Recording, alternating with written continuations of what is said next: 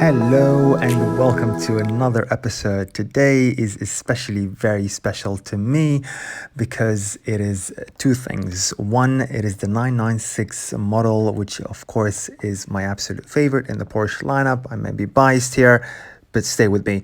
The other thing is a very cool trick feature of this very special prototype, and that is the fact that it's bulletproof. So you combine the fact that it's got this very cool sinister background with one of my favorite top models of the Porsche lineup, the 996 of course, and you have a combination which, well, is winning. I first learned about this car on the online forums. I read that it weighed around 3,000 kilograms with just the glass being armored. And I just took a pause and thought that can't be quite right. You cannot have that much additional weight in just glass alone. I know glass adds quite a considerable amount depending on the thickness, but as you can see here, it's not that thick, as we will later discover. So I took the opportunity to reach out to some of my contacts in Porsche Stuttgart in Germany to confirm some of the doubts that I had and to answer some of the questions that I put forward to them. Let me start off with a little background history on how this car came about to be.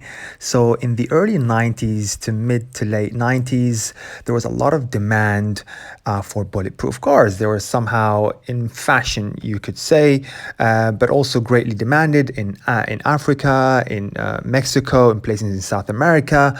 There was high demand for bulletproof cars, and predominantly the car that really sold the most was Mercedes-Benz. Mercedes were synonymous with creating bulletproof cars for presidents, for everybody you can think of, but also mafia bosses and drug cartel leaders and whatever. Anybody who had the money to buy these cars absolutely went for it. So towards the late 90s, Porsche thought for a minute, hey, if there's demand for these cars, why don't we do a study and try and prove a sports car can not only handle and look good, but also be sufficiently bulletproof. So the car, as you can see, is a Gen 1 996. This is a 99 model. And let me talk you through some of the specifications and the changes that were done to the car to make it high energy absorbing, as they deemed it worthy. So the glass installed all across front, rear, side is 20 millimeter thick and was provided by Securate. They're famous for bulletproof manufacturers, and the other bulletproof revisions also made some of the doors, the side sills, and other the back also with steel armored. So much heavier steel was fabricated and installed into those high sensitive areas.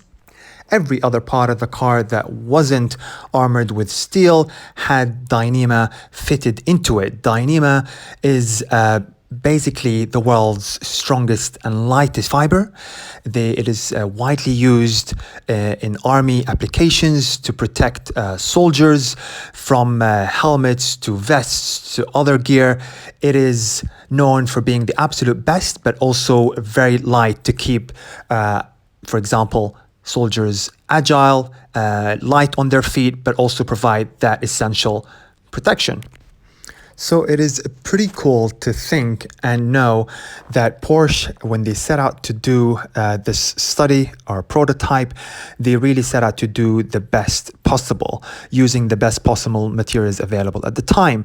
And of course, steel being absolutely strong and the best when it comes to brute force protection. They absolutely use that where necessary, but also to try and keep the car as light and as agile as possible, used the best and strongest fiber available in the world, and that is Dyneema.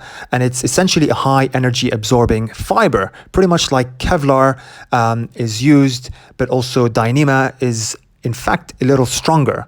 So they use it to make the car one of the lightest armored vehicles in the world. Porsche had achieved what they set out to do, and that was to create not only one of the lightest armored vehicles in the world, but one of the most agile, with the body and glazing being able to withstand 9 millimeters and 44 magnums, which is an incredible feat if you think about it for a 911.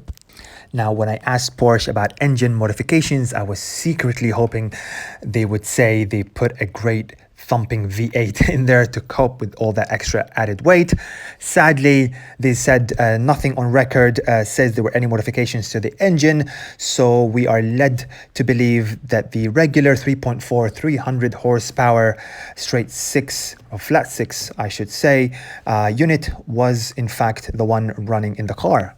Sadly, the car never made it into production, not even as a special order vehicle, and it remained just a prototype and a study.